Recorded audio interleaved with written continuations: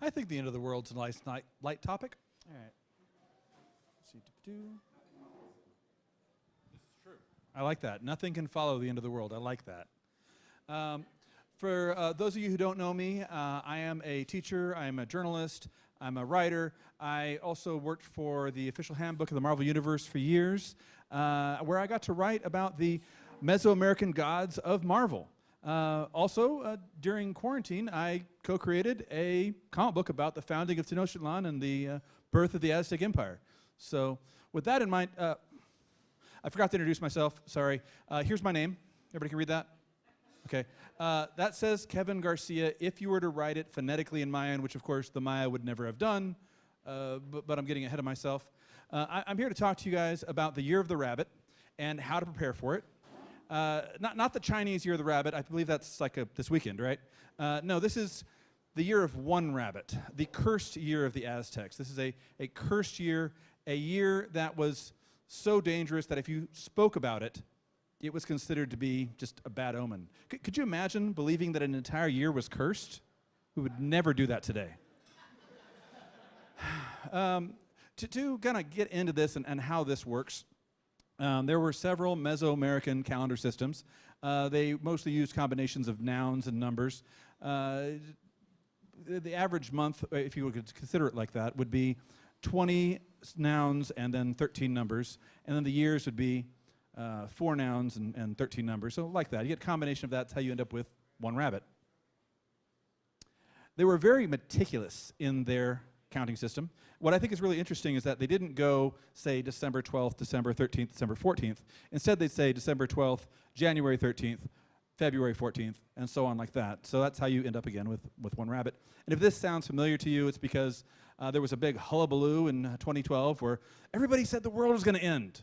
Like everybody thought the world was going to end. And when I say everybody, I mean everybody except for the Maya people. I distinctly remember there was a reporter who went down to the Yucatan to ask the Maya, are you worried about 2012? And they looked at him and said, why? What happens in 2012? To get an understanding of that, 2012 for them it's an anniversary. It's exactly as significant religiously as the year 2000 was for Christians. All right, it's exactly that. It's a new Baktun. They happen every 394 years. They literally went from, I have to look at it now, 12, 19, 19, 17, 19 to 13, 0, 0, 0, 0. End of the world. All right. So for the Mayans, this was not that big of a deal. It was just another day on the calendar. That being said, a lot of people really did think it was the end of the world. I was teaching high school at that time. I actually had students tell me that, why even bother? The world's going to end. Like, we only got a few months left. Why does it matter? I actually made a bet with my students, and I said, tell you what, guys, if the world ends on December 21st, I owe each of you $1 million. And if it doesn't, you each owe me $1 million. And a couple of them went, yeah, wait, no. I have a side theory on this, and that is I believe the only reason YOLO existed is because of 2012. If you look at Google Trends, literally it just peaks at winter of 2012 and then just stops. After that, nobody cared anymore. Like, seriously, does anybody ever say YOLO anymore unless you're being really ironic about it? No one says YOLO. So, my personal theory. All right, but what we're talking about here, this is what's called the long count. And it's what's used to keep track of dozens and dozens and dozens of years. This is actually my birthday on the long count. So when it comes up again, if anybody wants to buy me a PS5, I will take it. Thank you. Write it down. But I'm not here to talk to you about the Maya. I'm here to talk to you about the Aztecs. They did use a lot of the same dates, a lot of the same calendars, although we associate the long system primarily with the Maya. They both had this same day system. And by that day system, my birthday would be 6 Jaguar. All right? So people often ask me, what's your sign? And I have neither Greek nor Chinese ancestry, so I give the answer that my ancestors might have given and say 6 Jaguar. I don't know if that works. But for the Maya and for the Aztec and for a lot of the Mesoamerican people, that birth date, or more accurately, the baptismal date, I guess to use the Western term. They didn't baptize in water. They actually used like masa for tortillas, but with little baby feet in the tortillas and just, baptized. That date would become part of your name, and it'd be part of your birthday. And then they would also kind of tie in things that are about you. I'm from the Rio Grande Valley, and I like books, so my name might be 6 Jaguar, Valley of Books. I mean, that could work, right? But I'm not here to talk to you about a day. I'm here to talk to you about a year. And that year is one rabbit.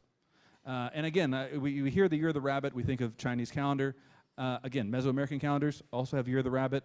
But for them, it was a very, very big deal, especially for the Aztecs. And I do want to say, I'm saying the word Aztec a lot. They did not call themselves that. They were the Mexica. But I use the word Aztec because it's shorthand. It's common terminology in terms of scholarship and public discussion.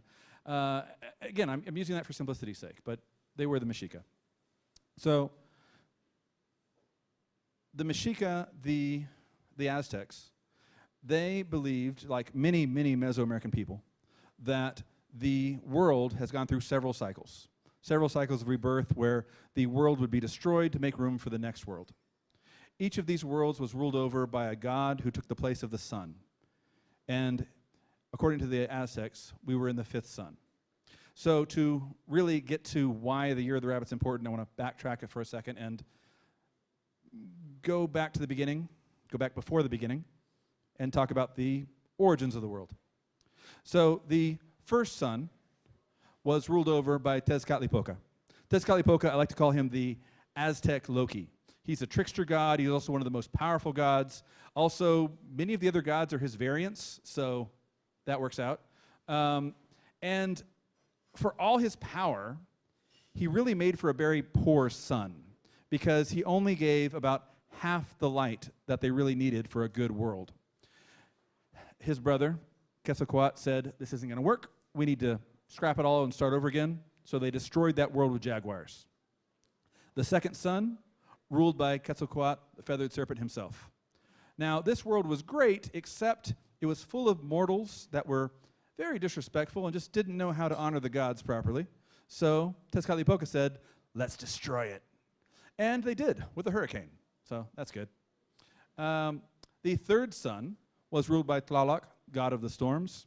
And he ruled this fairly well until Tezcatlipoca kind of seduced his wife away. Xochitl left him for Tezcatlipoca, and he was so sad that he cried thunder and lightning until the entire world burned away. The fourth son was Tlaloc's second wife, Chalchitlicu. I have trouble with that name. That one still bothers me. I'm getting there. She said, forget all these guys. I'm going to take over. I'm going to rule this right. And she did a great job until Tezcatlipoca started whispering some lies into her ear, trying to convince her that she wasn't as good of a person as she thought she was. And he upset her so much that she cried blood. So much blood that the entire world washed away. So that was the end of the fourth son. So now we have the fifth son, and the gods said, okay, we need to do it right this time. We need the best possible god to be the sun. So they had this beautiful god, this beautiful god who was just perfect in every way, Tequescatl. And you can tell he's beautiful because he's got these amazing, beautiful teeth. They said, Tequescatl, you are strong, you are powerful, you are brave. Will you be our son? And he says, I can do this. So he began to prepare. He would pray, and he would sacrifice, giving blood of himself. He would train. Now, while Tequescatl was this perfect god, his brother, Nanahuatzin, was anything but. He was deformed. He was enfeebled. The other gods told him that he was worthless compared to his brother, and he agreed. But he loved his brother. So Nanahuatzin trained alongside him. He wanted to be there every step of the way to make sure his brother succeeded.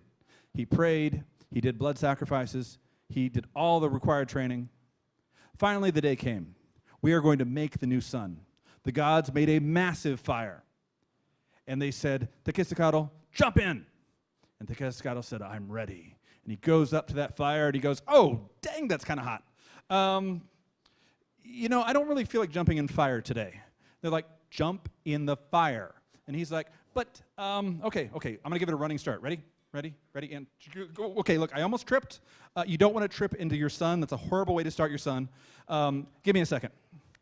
The gods were losing their patience. So they said, Nanahuatzin, you've done all the training. Can you be our son? Without hesitation, he jumped right into that fire, and he became the biggest and brightest sun they'd ever seen. Tequescatl said, that was easy. I could do that. So he jumped in, and he became a second sun, which is exactly one sun too many. So the other gods took a rabbit by its ears, spun it around, threw it back up, hit Tequescatl right in his stupid face, knocked some of the light out of him, and he became the moon. So, according to the Aztecs, that's why we have a sun and a moon. And one of the many reasons why they connect rabbits with the moon, and that's one thing I think is really neat, is you're going to see a lot of parallels between Mesoamerican mythology and East Asian mythology, especially in that rabbit moon thing. There's a lot of that going on.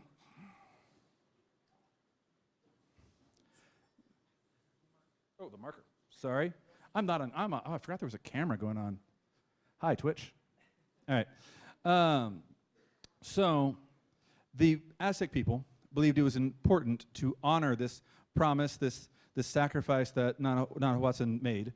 And every time it was time for the new cycle, they would want to recreate and kind of pay respect to him. Now, their cycle was in 52 years. After 52 years, their calendar would restart, and it would restart on the year of one rabbit. So they would have a massive ceremony, a binding of years, the new fire ceremony. And to do this, they would take out all the fires from all the land. They would actually destroy all of their old, well, not all, but probably most of their old materials, utensils, pots, even idols of gods, because these are all from the old world. They're going to destroy those, make new ones once the new fire has started. All of the bravest men would stand at the outskirts of the cities and protect them into the dark. They said that this time is when the veil between worlds is the weakest. It is when it would be very, very unfortunate to be born, or worse, baptized, so they'll wait till after that's over. And while these men are out there protecting, those who are more vulnerable, people who are pregnant, children, would disguise themselves wearing maguey masks, those plants right there. They'd cut little eye holes into them and stuff, and they'd hide from the demons and the evil spirits. And then once the dawn had come and the brave men were there ready to watch that first light of the new sun, they created the new fire. And they did it in the most Aztec way possible. They cut open a man's chest, ripped out his beating heart, created a fire in the chest cavity, and then burned the heart in the fire. And then they got fire from that chest cavity and took it to the four corners of the community so that everybody could have this brand new chest-made fire. And I can't think of a better way to start the new year. I've tried to talk my friends into it. They've said no so far, but one year. So this is how it went. Every one rabbit, they would celebrate this new fire ceremony. And what's problematic is that in the year 1454, one rabbit was the year of a drought. People were starving, people were struggling, people were suffering. The king at that time, Moctezuma I, said this is not the appropriate time to have a celebration. We cannot expect people to fast, as they should normally before this event, when they're literally starving. So he said, instead of having it on the year of one rabbit, we'll have it next year, on two reed. Now, moving it from one rabbit to two reed is very controversial. One thing that's interesting is one rabbit is tied to Huitzilopochtli, which is the god of war, but also the patron god of the Aztecs, whereas two reed connected to Tezcatlipoca. So Tezcatlipoca, even when it's not his son, still has people honoring him. Again, people were worried. They considered this a very bad omen, but hey, it just happened once. And then 52 years later, it happened again. On one reed, there were great natural disasters, and people were suffering. People were hungry, there was disease, and the Moctezuma's grandson, who was Moctezuma the second, I guess, he did not want to move the date from one reed to two reed, from one rabbit to two reed, but he did anyway. because, again, it was the best thing for his people. But he was very, very, very worried that this would be a bad omen. Not long after that, he saw a comet in the sky, and he believed this could be an amazingly good omen. But other people disagreed with him and said, no, that's a sign of bad things. So they decided to settle it the appropriate way, a ball game. And the winner of the ball game would decide, is this, ball game. The winner of the ball game would decide, is this a good omen or a bad omen? Apparently, Montezuma's players were not playing well because they lost. It was indeed seen as a bad omen. A few years later, the Spaniards showed up, and they brought with them death and disease. Yeah. So that's one rabbit. 2 cycles in a row seen as very, very negative, very scary. I have some good news. Good news is one rabbit is not 2023. It's 2025. So, right, we're okay. Yeah, no problem. Now, it is 2025 according to the Aztecs. But as I said earlier, there's a little bit of scholarly disagreement about exactly when years were, but there's also differences between religions and communities. So different Mesoamerican cultures had different years in which they would celebrate that 52-year cycle. So for the Chichimecs, it would be 9 flint. For the Acaloas, it would be 1 flint. And for the Totomihuaques, it would be 7 reed, which means as long as they did that new fire ceremony in 2019, nothing bad would happen after that. And I don't think they did the new fire ceremony in 2019, and nothing bad happened at the end of 2019, right? So, good. So we're still okay. I like that. I'm okay with this. All right. So I'm saying all this about one rabbit because, again, the Aztecs believed this was a very, very unlucky year, to the point that even saying one rabbit became shorthand for just saying an unlucky thing. We as humans like to try to find connections between, say, oh, well, a lot of bad things happened that year. That meant it was a bad year. But I mean, logically, we should know, correlation does not mean causation, right? Still, it's good to be prepared. My general advice, though, my warning when it comes to rabbits, beware the rabbit.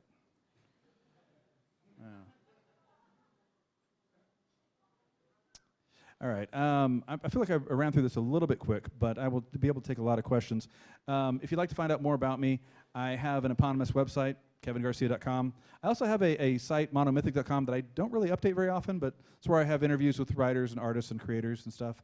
And I'm also on TikTok now, which, if I could put on that TikTok, see if it works. I used a really obscure reference in TikTok, and I'm hoping here it actually makes some kind of sense. We can't see it though. So close. Did you say for the vine? Do it for the vine. I like it. I asked my students a week ago, I said, what's the current app that kids are using these days? Out missing a beat, one kid, MySpace.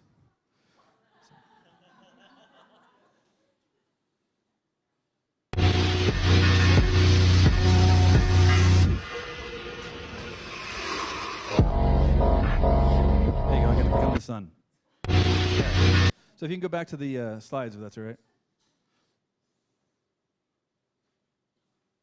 I was mentioning my students a second. I'm going to go through this real quick.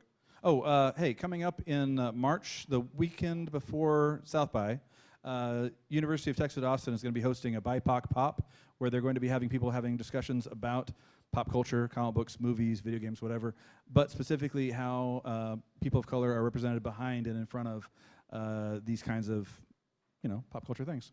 I want to real quickly say something about teaching for a second, which is when I started teaching, I was teaching American Lit, and I opened up the American Lit book, and it really, really annoyed me because it said that there was no American Lit until these guys showed up, and that kind of freaked me out because we had books. There were books here, right?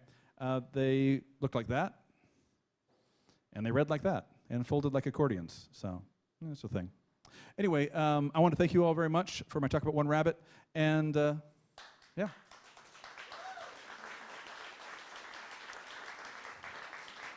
And I wanted to get questions if there were any. Yeah, we're going to do Q&A. Oh, I'm going to walk around the room with the microphone so that we get you on the live stream. Who has the first question for Kevin? Okay, who has the second question? There we go. Can you re-explain the calendar system? Like, are there the equivalents of months, or the animals the equivalents of months? Can you do that again? I just want to keep up. So I can't go into all the detail right now, but I can give you kind of a rundown of how it works. Again, the terminology changes depending on which culture you're talking about, which language they're using. I said Aztec for the Mexica earlier. When I say Maya, that can be any of a dozen different groups with more than a dozen different languages. So it's kind of tricky. But it more or less breaks down like this. We have a 13-day period, which uses a Spanish term, trecena. And then we have the year, which is where the one rabbit comes from. And then we have your day. So the year is done with 4 nouns cycling through 13 numbers. So it would be 1 rabbit, 2 reed, and then so on like that with 4 nouns. With the day, it would be 20 nouns with 13 numbers. And I actually don't remember how many are in Trecena, but it's a 13-day period, so it's also 13 numbers. The long count one breaks it down a little bit better and gives some actual explanation on how that works. Go back to that. All right. So here it tells you with the Mayan long count how that works. Baktun is about 394 years, and that's 1,728 days, like 28,000 days? 100,000? I can't count. I teach English, not math. And so you can kind of get the breakdown there. The basics of it was this. If you want to know what your Aztec or Mayan birthday is, you can look it up. AztecCalendar.com. Literally, you just type in the day and year of your birth and everything, and it will tell you exactly what your day is. I've had people tell me, like, oh, what does that animal mean? What does that mean about me? And it doesn't have exactly that same kind of correlation, but AztecCalendar.com does give you a little bit of information in terms of, like, what Lord of Night or Lord of Day would be overseeing that period and what gods that these particular days are connected to. So, for example, I've had students have like the skull as their day. They're like, no, I don't want to be a skull. But for the Aztecs, skulls were symbols of new life, right? Flowers, symbols of death. So, yeah. All right. Another question?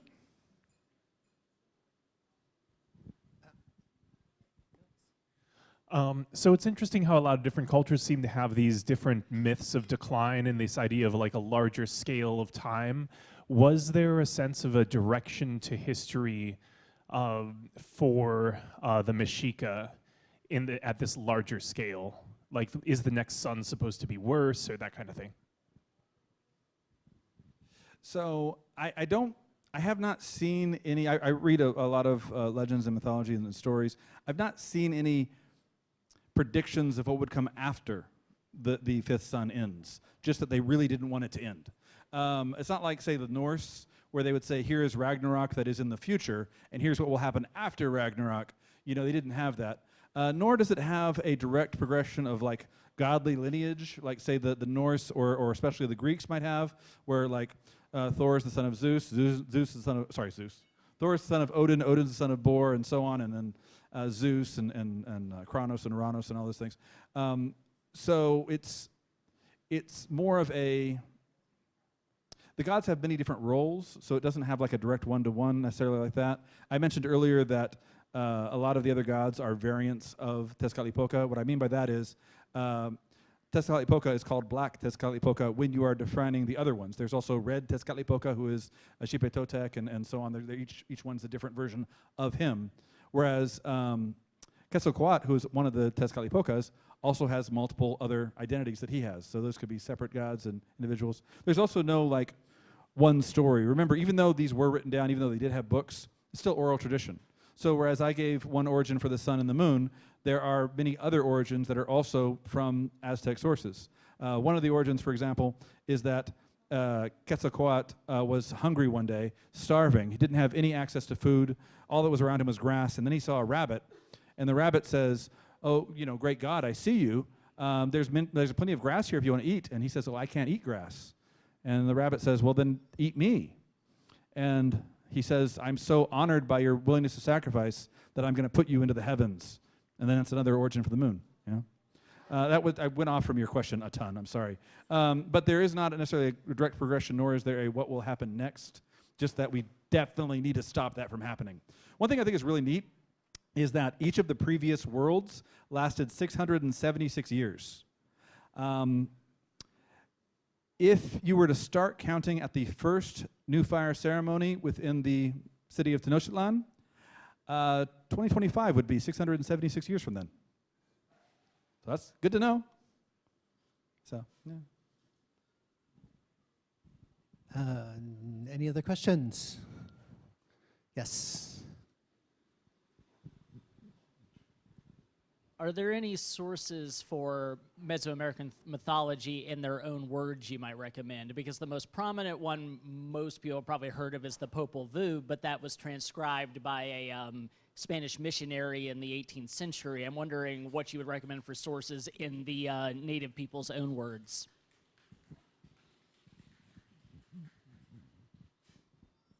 Well, yeah, the Popol Vuh, or Popol Vuh, it's pronounced different ways and spelled different ways. I've always said it, one way, and then somebody else will correct me, like, no, it's the other way, and I, don't know either of us are right. But that being said, that one was one of my favorite sources. It is more Mayan than Aztec, but even that one has different origins for things than other stories do. That one is a great version. I actually have a version at home that my mother bought me once that was a dumbed-down version of it, kind of, where they just took out all the extra words, kind of like if you took the Bible and took out all the so-and-so begat so-and-so begat so-and-sos, and you have this much paper. And I was like, when am I ever going to use this? And then I became a teacher, and I was like, hey, this is useful. But in terms of actual sources, I have here, most of these pictures, it lists where I got them from, I think. That one, I didn't list it there. I thought I did. I think I have it over here, though. There it is.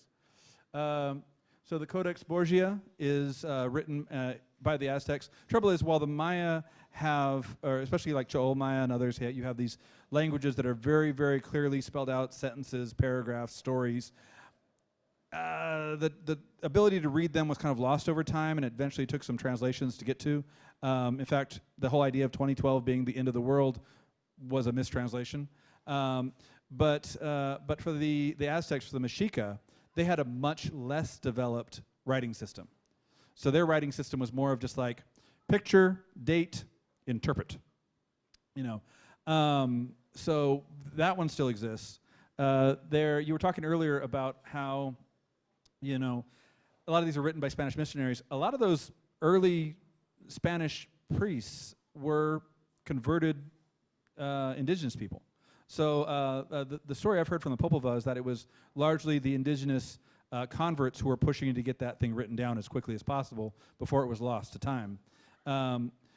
Most of the sources that I've read when it comes to the Mexica, unfortunately, all of the sources are either going to be written by missionaries during the colonial period, which are the ones I've read a lot, or they are written modern day by scholars that have put a lot of work into it. In fact, my comic book, which I have some copies of over there, I primarily based my research on those pre-1800 dialogues, I guess, discussions, where, yes, they are definitely influenced by the Catholicism of the priests. But what I think is really interesting is even when you find pre-colonial sources, the Mexica love to describe themselves in terms that we would consider the bad guys. They're like, we founded our city by killing the princess. And it's like, wait, what? It's just kind of a weird thing. Again, the different mores and different stakes there. Where is it here? Borgia. This is one that was published by the University of Texas Press a while back. I have a copy of this, like this big. It's really good. They just kind of photocopy everything, and then they have translations, and they have detailed information about what it is. I remember one time I was about to give a talk on Mesoamerican mythology, and I was like, I want to do a quick refresher before I go up on stage. And I went to Wikipedia, which I tell my students not to do. And it said this one thing. I was like, I feel like I would have heard of that. What's the source? And the source was one of these books out of print, which I own. So I went to that page, and nowhere on that page did it say anything about what was on that Wikipedia. So they basically just found something that, hey, no one's going to look at this up. So, yeah, last time I go to Wikipedia. But that being said, these sources are still fairly good. Yes, they're going to be through that lens of Catholicism, but when I was researching that book right there, it takes place in 1325. I've got about 30 named people that would show, like I only did one chapter. If I did all 6 chapters, there'd be 30 named people in there. All of them are people that there is records of living in the Valley of Mexico in 1325. So they had very detailed records, even if a lot of their, like I said, the Mexicas records were not as sophisticated as the earlier Mayan ones. So,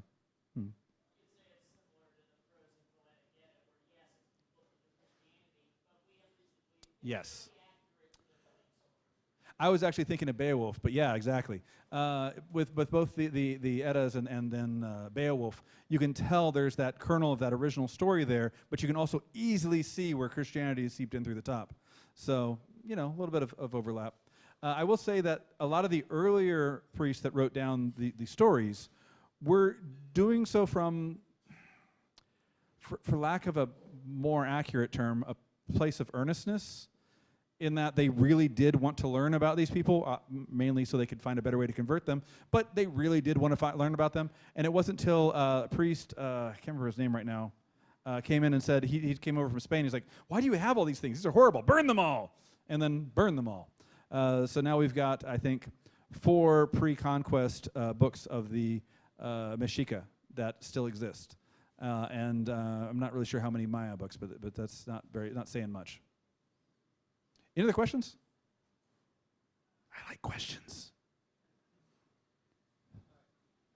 Okay, last questions from me. You talked about one rabbit.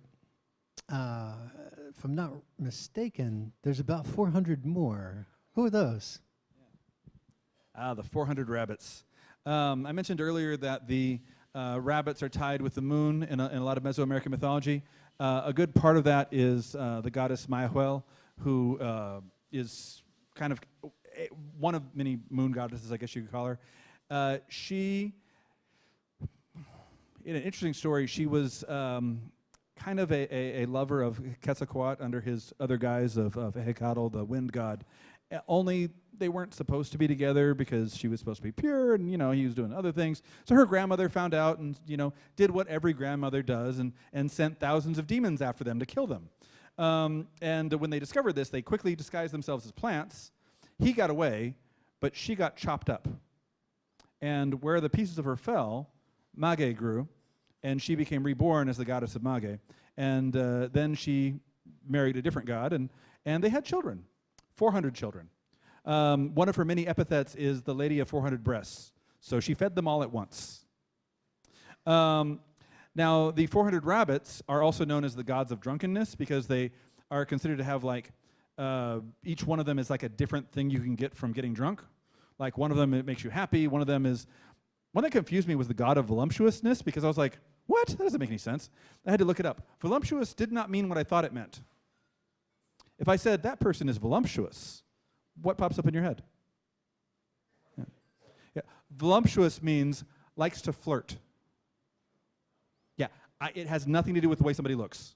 Not at all. Originally, anyway. Now it has a new definition over time. But that blew my mind. I was like, oh, okay. And then there was a god of medicine, which is also a god of drunkenness, god of dance, of course. So 400 of them. They even come in sets where some of them are more important than others. And I love that idea. One thing I always think of is it's not really accurate, as I was saying earlier, to compare Mesoamerican mythology to, say, the Norse or the Greeks or whatever. They're definitely very, very different. But there's that temptation to do so. And part of what I like is the idea that, the Norse had the elves and the dark elves and the giants. Well, the Mexica had, the rabbits and the jaguars, and they had different types of people who had different purposes and jobs and stuff. I mentioned earlier Tlaloc. Tlaloc was basically Thor, but he had his own version of Asgard, Tlalocan, and the people who lived there were the Tlaloque. So he had his own species of god, essentially, that worked underneath him. And I love that idea of these different little ranks and tiers. The rabbits, however, lived on the moon. All right, thank you.